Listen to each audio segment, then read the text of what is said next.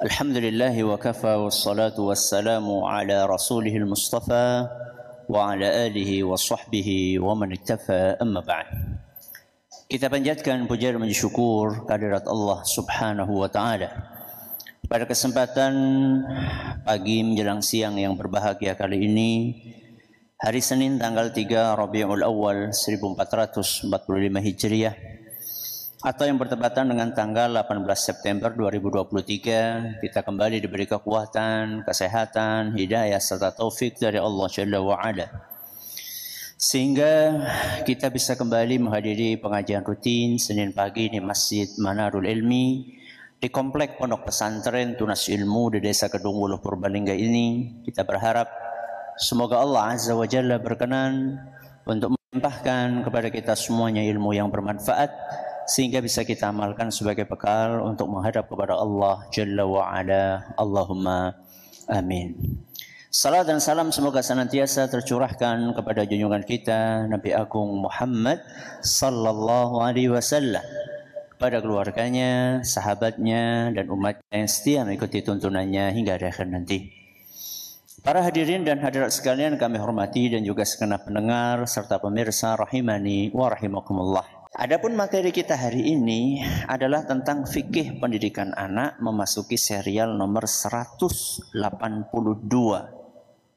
yaitu temanya mendoakan kebaikan untuk siapa? Untuk anak. Jadi kesuksesan dalam mendidik anak itu ada banyak faktor yang melatar belakanginya. Jadi orang bisa sukses mencetak generasi yang baik, anak-anak yang soleh dan solehah, itu banyak faktor.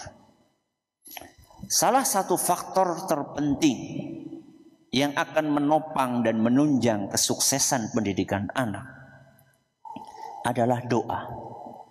Apa Bu? Doa. Namun sayangnya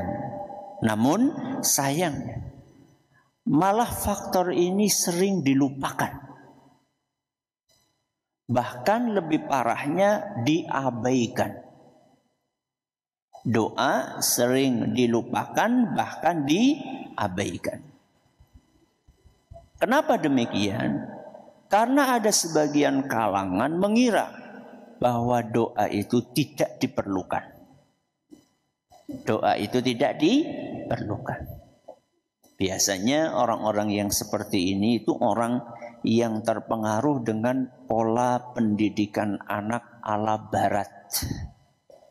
Barat niku pundi? Barat Karangwinong. Barat itu ya maksudnya negara-negara non-muslim. Ya, negara-negara konsep-konsep orang-orang yang tidak percaya dengan adanya Tuhan. Ya. Yang tidak percaya dengan adanya Tuhan, alias kaum apa Bu? Ateis. Kaum ateis.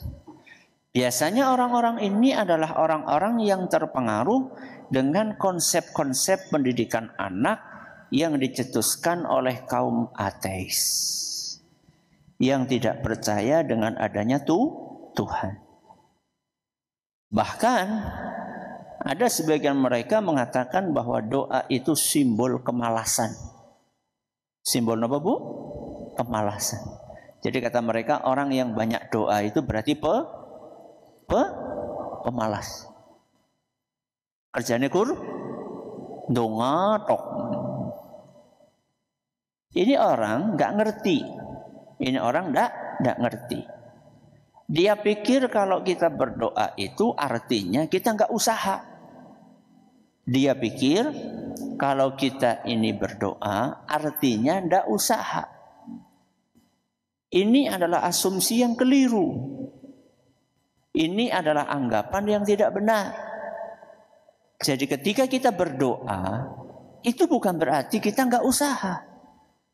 Contoh misalnya, jenengan pengen dapat rezeki, apa usahanya? Apa Bu usahanya? Kerja. Tapi apa setiap orang yang kerja mesti mendapatkan rezeki? Belum tentu. Ketika jenengan sakit, pengen sembuh, apa yang jenengan lakukan? Berobat. Berobat. Pertanyaannya, apakah mesti orang yang berobat itu sembuh? Belum tentu. Ketika jenengan pengen punya anak, apa yang jenengan lakukan? Nikah. Pertanyaannya, apakah setiap orang yang nikah mesti dapat anak? Belum tentu. Jadi usaha itu bukan segalanya. Ikhtiar itu bukan penentu segala hal.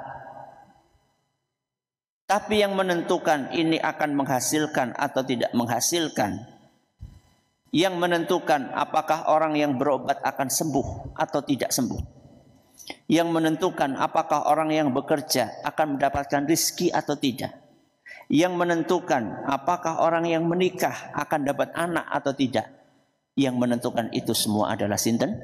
Allah Azza wa Jalla. Maka mukmin yang sempurna adalah mukmin yang menggabungkan antara usaha dan doa. Menggabungkan apa, Bu? Usaha dan doa. Kenapa kita berusaha? Karena kita disuruh oleh Allah untuk berusaha. Allah nyuruh kita agar dapat rezeki, suruh bekerja. Hanya Allah nyuruh kita agar sembuh, suruh berobat. Allah nyuruh kita agar punya anak, suruh menikah. Jadi kenapa kita berusaha? Karena kita disuruh sama Allah Azza wa Jalla untuk berusaha. Lah terus kenapa kita berdoa? Karena kita juga disuruh oleh Allah untuk berdoa. Berdoa dan berusaha, kedua-duanya adalah perintah Allah Azza wa Jalla. Makanya kalau kita perhatikan jamaah yang kami hormati, anak-anak hebat terutama di zaman Rasul sallallahu alaihi wasallam. Anak-anak hebat di zaman sinten, Bu? Rasul SAW. Itu kalau kita perhatikan ternyata salah satu kunci sukses yang menyebabkan mereka menjadi anak-anak yang hebat adalah faktor doa. Faktor apa, Bu? Doa.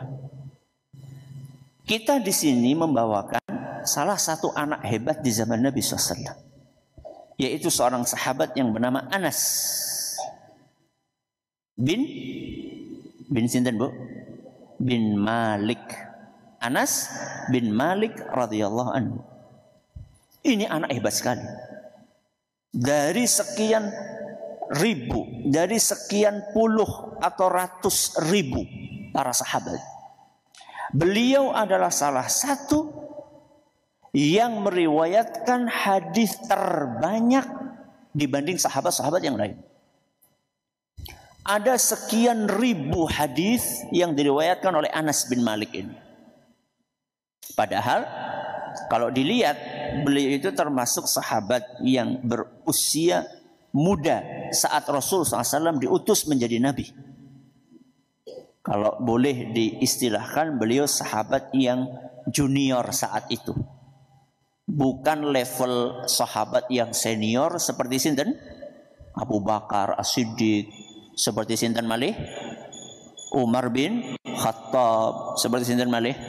Utsman bin Affan. Bukan. Jadi beliau itu termasuk level sahabat yang junior, termasuk level sahabat yang usianya sangat muda saat Rasulullah SAW diangkat menjadi nabi. Ya, saat Rasul SAW diangkat menjadi nabi. Ternyata di balik kehebatan Anas bin Malik ini ada sosok yang sangat berjasa. Siapa lagi kalau bukan ibundanya Anas? Sinten? Ibundanya Anas. Jadi sebagaimana yang kita ketahui bahwa ibundanya Anas itu ketika Rasulullah SAW pertama kali hijrah datang ke Madinah, yang lainnya pada ngasih hadiah kepada Nabi SAW dengan apa yang mereka miliki. Ada yang punya kendaraan, diberikan kendaraan itu kepada Nabi SAW. Ada yang punya tanah, tanah itu diberikan kepada sinten? Nabi SAW. Masing-masing berupaya berlomba-lomba untuk memberikan hadiah kepada Nabi SAW. Ibunda Anas termasuk orang yang hidupnya sangat sederhana. Gak punya materi yang besar. Tapi beliau punya anak yang super cerdas. Siapa dia? Dialah Anas bin Malik radhiyallahu anhu. Maka si ibu ini datang menemui Rasulullah sallallahu alaihi wasallam, kemudian menitipkan anak ini, menyerahkan anak ini kepada Nabi SAW agar membantu dan melayani Rasulullah sallallahu alaihi wasallam. Ini yang bisa dibelikan, ini yang bisa diberikan oleh ibunda Anas kepada Nabi SAW. Dan salah satu obrolan yang terjadi antara ibunda Anas dengan Rasul sallallahu alaihi wasallam, apa yang dituturkan oleh Anas dalam sebuah hadis yang diriwayatkan oleh Imam Muslim. Qalat ummi. Perhatikan, ibuku berkata. Ibunya siapa? Anas. Jadi ketika Rasulullah SAW ketemu sama ibunya Anas, maka ibunya Anas ini berkata kepada Rasul SAW, ya Rasulullah, khuwaidimuka ud'ullaha lahu. Wahai Rasul, pembantu kecilmu ini. Siapa maksudnya? Anas. Tolong doakan. Tolong doakan. Jadi ibunda Anas ini tahu persis mahalnya momen ketemu sama Nabi SAW. Momen ketemu sama Nabi ini istimewa banget. Gak semua orang diberi kesempatan untuk ketemu dengan beliau. Apalagi dalam suasana kedekatan seperti itu. Maka ibunya Anas ini begitu ketemu sama Nabi SAW, langsung menyampaikan sebuah permohonan, wahai Rasul, pembantumu yang kecil ini, anakku Anas, tolong doakan beliau. Tolong doakan dia. Qala fada'a li bi kulli khair. Begitu diminta sama ibunya Anas, maka Nabi SAW pun mendoakan seluruh kebaikan untuk Anas. Allahu Akbar. Bi kulli khair. Mendoakan seluruh kebaikan buat Anas. Makanya judul pengajian kita apa, Bu? Mendoakan kebaikan. Mendoakan kebaikan. Untuk siapa? Untuk Anas, untuk anak. Jadi Rasulullah sallallahu alaihi wasallam tidak mau mengecewakan ibundanya Anas. Maka Nabi SAW pun mendoakan kebaikan yang bermacam-macam untuk Anas. Wa kana fi akhir ma da'a li bihi anqa. Kata Anas yang mendengar apa doa Nabi SAW. Di antara doa-doa panjang yang dipanjatkan oleh Nabi SAW kepada Allah untuk Anas, doa terakhirnya adalah Allahumma akfir malahu wa waladahu wa barik lahu fih.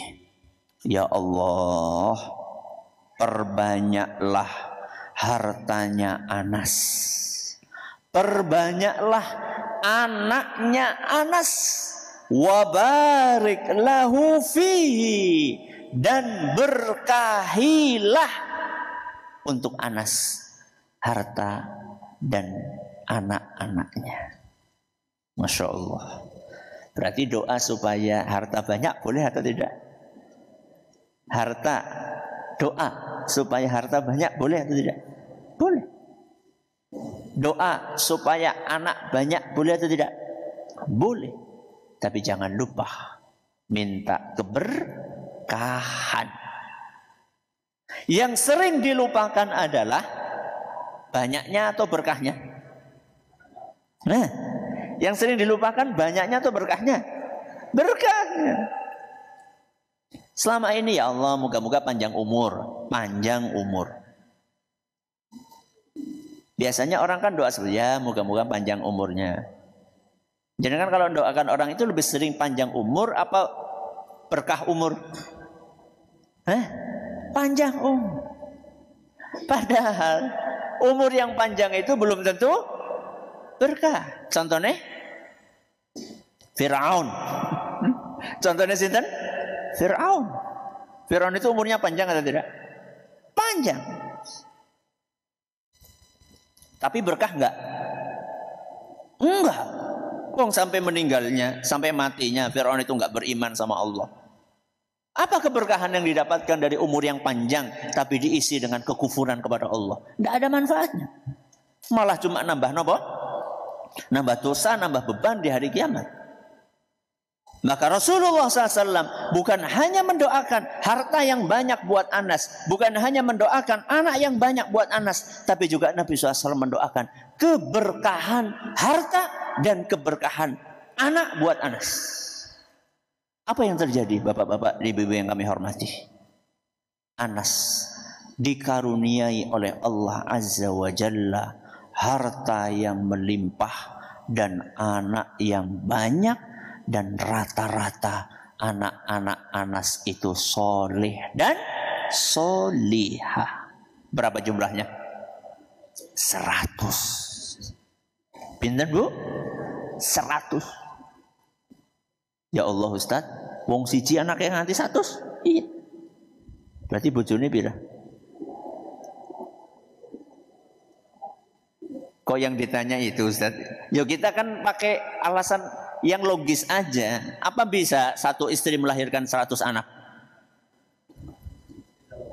Ya enggak bisa lah, enggak logis lah. Tapi yang penting bukan itunya bu. Ya, kalau ibu-ibu diangkat tema ini jadi orang fokus gue ngaji. Yang penting itu bukan itunya. Yang penting adalah bagaimana anak-anak ini jadi anak-anak yang soleh dan solihah. Itu yang paling penting. Coba bayangkan, anak satu, anak cuma satu, tapi bejut kepriun jajan. Wis siji apa? Bejut. Kan tidak enak sekali. Sudah satu tapi tidak soleh. Sudah satu tapi tidak solihah. Ya. Maka salah satu faktor yang membuat anak itu menjadi soleh dan solehah adalah doa. Kenapa? Doa. Maka kita sebagai orang yang mempercayai adanya Allah Azza wa Jalla, jangan pernah putus untuk mendoakan anak-anak kita. Sesulit apapun kondisi kita hari ini, seberat apapun rintangan yang menghalangi kita, yakinlah dengan kehendak dan kuasa Allah yang berat akan terasa ringan, yang sulit akan terasa mudah. Dengan kuasa dan kehendak Allah, yang berat akan terasa ringan, yang sulit akan terasa mudah. Maka jangan sampai kita terjebak oleh kelicikan setan. Jangan sampai kita terjebak oleh kelicikan setan. Apa kelicikan setan? Di antara bentuk kelicikan setan itu adalah setan akan memanfaatkan momen emosi kita. Setan akan memanfaatkan apa? Momen emosi kita. Saya tanya sama jenengan. Jenengan pernah nggak marah sama anak? Pernah enggak? Pernah? Pernah apa sering? Sering. Orang itu kalau lagi marah, Bu, biasanya berpikir jernih apa tidak? Tidak. Orang kalau lagi marah, apalagi kemarahannya memuncak, biasanya dia sulit untuk berpikir jernih. Sehingga dia susah untuk mengontrol apa yang keluar dari lisannya. Saat itulah setan masuk. Saat itulah setan masuk. Apa yang dilakukan oleh setan? dia akan menggoda kita untuk mengeluarkan kata-kata tidak baik yang akan menimbulkan penyesalan yang sangat dalam di kemudian hari. Dan salah satu kata-kata itu adalah doa keburukan. Napa? Doa keburukan. Carane wong Jawa napa, Bu? Nyopatane. Karena saking jengkelnya dengan polahnya anak, pikiran nggak bisa berpikir, otak nggak bisa berpikir dengan jernih, kepancing emosi, pengen mengeluarkan kata-kata kasar. Muncullah doa-doa keburukan buat anak. Sampai kadang-kadang keluar kata, cilaka, la haula wala quwata illa billah. Kamu bakal sengsara. Kamu bakal ini. Kalau nanti kamu berumah tangga, kamu akan seperti ini, akan seperti ini, seperti ini, seperti ini. Itu yang dia ucapkan adalah keburukan-keburukan buat anaknya. Padahal andaikan itu dikabulkan sama Allah, nyesel atau tidak? Nyesel, pasti nyesel. Sejengkel-jengkelnya orang tua kepada anak, ketika anak itu sengsara, tetap orang tua akan merasa sedih. Padahal jamaah yang kami hormati, jauh-jauh hari Nabi kita sallallahu alaihi wasallam sudah mewanti-wanti, la tad'u ala anfusikum. Jangan mendoakan keburukan untuk diri kalian sendiri. Jangan mendoakan apa? Keburukan untuk diri kalian sendiri. Contohnya apa? Ketemu apa-apa, metune mati nyong. Mati nyong. Ada nggak orang ketemu masalah mati gitu? Ada nggak? Banyak. Orang ada, bukan ada, tapi banyak orang gitu. Terus kudunya apa? Kudunya apa? Kebalikannya mati apa? Urip, urip nyong. Aneh ya. Tapi doakan kebaikan. Wong buat diri sendiri kau mendoakan keburukan gimana sih? Ya. Ketemu penjahat mati nyong. Ya mati temenan lah gitu. Ya. Padahal pesan Nabi SAW, la tad'u ala anfusikum. Jangan doakan keburukan buat diri kalian sendiri. Yang kedua, wala tad'u ala auladikum. Jangan kalian doakan keburukan untuk anak-anak kalian. Perhatikan. Jangan doakan keburukan untuk anak-anak kalian. Jadi anak bocah pola, kalau anak ini bertingkah, jangan kemudian kita keluarkan kata-kata nakal, terus apa lagi? Becut, angel, jangan. Ganti kata-kata itu dengan kata-kata yang positif. Kebalikannya nakal loh, Bu. Bocah manut temen. Kebalikannya angel loh, Bu. Gampang. Bocah gampang temen diatur. Ya. Jangan doakan keburukan buat anak kita. Yang ketiga, wala tad'u ala amwalikum. Jangan kalian doakan keburukan untuk harta kalian sendiri. Apa? Harta kalian sendiri. Contoh harta. Rumah. Apa? Rumah. Jangan sudah lama tinggal di rumah itu. Rumah iki jan dilamaning ambruk. La ilaha illallah. Kok doakin ambruk gimana sih? Ya. Jenengan punya motor lama, dan motor ke jen gaweane macet bae. Ya. Ngelihat sawah, ngelihat sawah jenengan, samping-sampingnya pada kena wereng. Jenengan ngomong kayane iki dilamaning sawahku sing kena wereng. Jangan doakan keburukan, Bu. Sesulit apapun suasana, sesusah apapun kondisi, jangan doakan keburukan. Terus apa? Doakan kebaikan. Rumah sudah reot, ya Allah mudah-mudahan rumah ini awet berkah.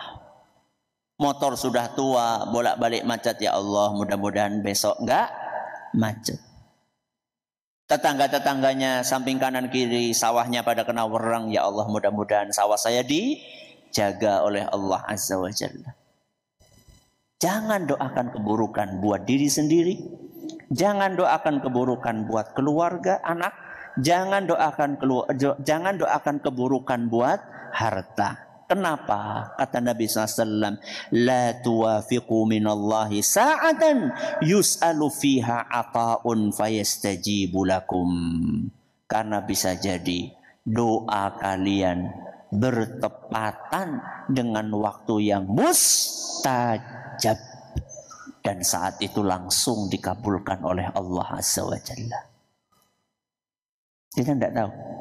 Jangan-jangan itu waktu mustajab. Ketika lagi turun hujan itu waktu mustajab.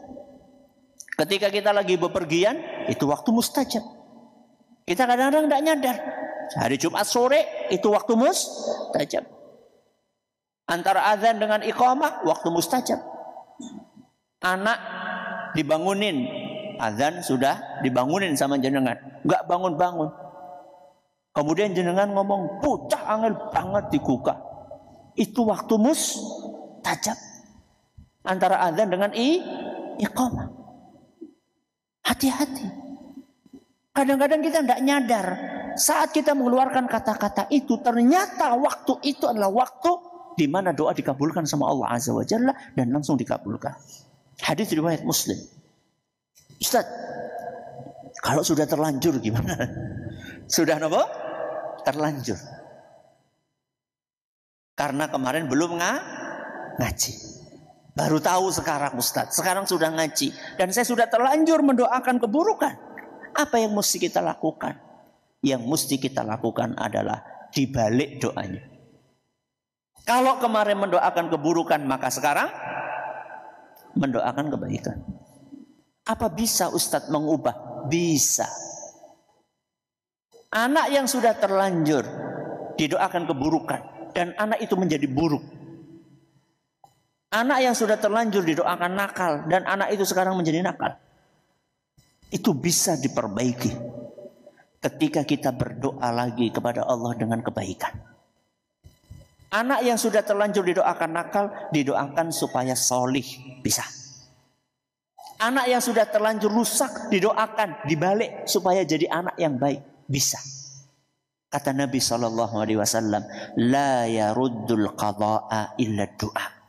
Satu-satunya yang bisa mengubah takdir adalah doa. Satu-satunya yang bisa mengubah takdir adalah apa? Doa. Hadis riwayat Tirmidzi dan dinyatakan hasan oleh beliau dan juga oleh Syekh Al-Albani. Maka jangan putus asa. Jangan apa, Bu? Putus asa. Walaupun kita harus terus berdoa, tidak ada masalah. Yang penting jangan pasrah dengan kesalahan kita yang telah lampau. Masih ada kesempatan di hadapan kita. Selama hayat masih dikandung badan. Ini yang bisa kita pelajari pada kesempatan kali ini. Masih sisa waktu. Silahkan kalau ada pertanyaan bisa disampaikan. Baik, terima kasih Ustaz Jazakumullah khairan atas materi yang disampaikan. Kami bacakan pertanyaan pertama. Assalamualaikum warahmatullahi wabarakatuh. Waalaikumsalam warahmatullahi wabarakatuh.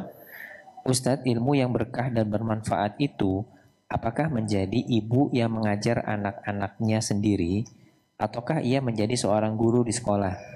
Karena saya resign mengajar agar lebih fokus kepada anak-anak di rumah dan suami yang meminta saya untuk resign agar lebih fokus kepada anak-anak.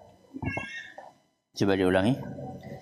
Ilmu yang berkah dan bermanfaat apakah menjadi ibu yang mengajar anaknya sendiri ataukah menjadi seorang guru di sekolah? Karena saya resign mengajar dari sekolah agar fokus kepada anak-anak di rumah. Suaminya minta supaya ilmu yang paling berkah adalah ilmu yang bisa dimanfaatkan oleh diri sendiri, kemudian oleh orang-orang terdekat. Oleh orang-orang terdekat. Coba perhatikan firman Allah Azza wa Jalla. Ya ayyuhalladzina amanu qu anfusakum wa ahlikum nara. Wahai orang-orang yang beriman, jagalah diri kalian. Berarti diri sendiri. Wa ahlikum, dan keluarga kalian. Dari apa? Api neraka. Allah Azza wa Jalla di dalam ayat ini nyuruh kita untuk menjaga diri kita sendiri. Nomor 1. Kemudian siapa? Keluarga kita. Dari apa? Dari api neraka. Caranya bagaimana? Kata Ali bin Abi Thalib radhiyallahu anhu, "Allimuhum addibuhum." Allimuhum addibuhum. Ajari mereka, didik mereka. Maka ilmu yang dimiliki oleh seseorang, pertama kali keberkahannya akan dinilai seberapa dia pribadi mendapatkan manfaat dari ilmu itu, dia pribadi. Yang kedua, seberapa orang-orang yang ada di sekelilingnya, terdekatnya, mengambil manfaat. Orang-orang terdekat itu berarti sinten? Keluarga. Maka ketika Anda memutuskan untuk fokus mendidik anak, maka itu sudah benar. Itu sudah benar. Tapi ada tapinya. Kalau seandainya kita masih ada waktu luang, masih ada sisa waktu, kemudian kita manfaatkan sisa waktu itu untuk peduli dengan orang lain, peduli dengan tetangga-tetangga di sekeliling kita. Kita ikut mendidik anak-anak tetangga, maka itu nurun fauqa nur. Itulah cahaya di atas cahaya. Alias itu akan lebih baik lagi. Ya, itu akan lebih baik lagi. Maka hari ini jenengan sudah benar fokus mendidik anak. Kemudian anak ini sudah bisa tertangani dengan baik. Anda masih punya sisa waktu, maka Anda bisa memanfaatkan sisa waktu itu untuk mendidik anak-anak yang ada di sekeliling Anda. Caranya bagaimana? Sudah bikin kayak semacam rumah Quran, misalnya di rumah ada ruangan, atau ada di musola misalnya dekat dari rumah. Anda buka kelas sore hari kayak TPQ gitu untuk ngajari anak-anak yang ada di sekeliling Anda.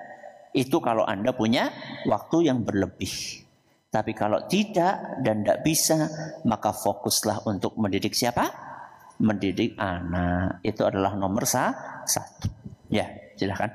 Baik, terima kasih jazakumullah khairan. Pertanyaan berikutnya, Afwan Ustadz, saya ingin anak saya kuliah di jurusan fikih. Jurusan apa? Fikih. Sedangkan anak inginnya kuliah di ekonomi syariah atau akuntansi syariah. Bagaimana cara menyikapi hal ini, Ustadz? Syukron. Akuntansi syariah itu bagian dari fikih. Bagian dari fikih. Jadi fikih itu sub-subnya banyak. Ya, fikih itu sub-subnya banyak. Saya kasih ilustrasi ya buat jenengan yang mungkin belum pernah mondok. Ilmu kedokteran itu subnya banyak atau tidak? Banyak. Makanya ada dokter namanya dokter spesialis. Ada dokter umum, ada dokter spesialis. Ya, contoh spesialis gigi, spesialis apa? Dalam, spesialis mata, THT, macam-macam. Tapi semuanya ini ilmu kedokteran. Di dalam ilmu syariat juga ada sub-subnya. Bahkan lebih detail lagi. Dalam bidang studi syariah itu ada fikih, ini bidang studi. Kemudian ada hadis, ini bidang studi. Ada tafsir, ini bidang studi. Ada sejarah, ini bidang studi. Ada akidah, ini bidang studi. Nah, di dalam bidang-bidang studi ini masih ada sub-subnya lagi. Contoh fikih tadi. Fikih itu ada fikih ibadah, ada fikih muamalah. Fikih ibadah itu adalah fikih membahas tentang sholat, tentang puasa, tentang zakat, tentang haji. Ini namanya fikih nopo ibadah. Ada fikih namanya muamalah. Fikih muamalah ini membahas tentang, contohnya tadi, akuntansi syariah, keuangan syariah, cara jual beli yang sesuai dengan syariah, cara pinjam meminjam yang sesuai dengan apa? Syariah. Jadi sebenarnya antara keinginan Anda dengan keinginan anak Anda itu tidak bertentangan. Anda pengen anak Anda belajar fikih, anak Anda pengen belajar masalah muamalah, dan muamalah itu bagian dari fikih. Ya. Terus bagaimana sikap yang seyogyanya? Kalau memang anak Anda itu belajar fikih, muamalah, akuntansi syariah yang betul-betul syariah, yang betul-betul apa? Syariah, bukan sekedar label syariah saja, tapi isinya nggak sesuai syariah. Kalau betul-betul jurusan yang dipilih oleh anak Anda itulah muamalah syariah yang sesuai dengan Al-Quran dan Hadis, maka menurut saya mendingan dukung keinginan anak Anda untuk mengambil jurusan tersebut. Kenapa demikian? Karena seseorang itu kalau mempelajari sesuatu yang dia sukai lebih enak dibanding mempelajari sesuatu yang tidak dia sukai. Nah, sekarang yang mau kuliah bapaknya apa anaknya? Nah, anaknya. Yang akan jalan itu anak. Ya, maka kalau menurut saya sudah ikuti keinginan anak. Yang penting syaratnya tadi, jurusannya itu ilmu yang dipelajari betul-betul sesuai syariah. Ya. Baik, terima kasih jazakumullah khairan. Pertanyaan berikutnya, Ustadz, bagaimana hukumnya seorang anak yang mencuri uang ibunya?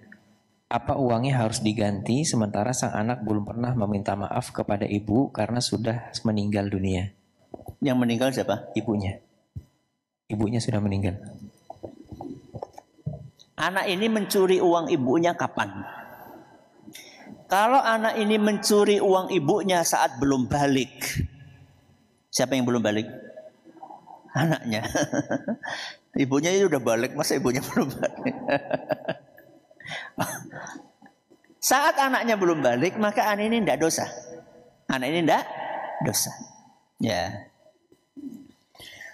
Kemudian, ya, anak ini ngambil duit ibunya karena apa?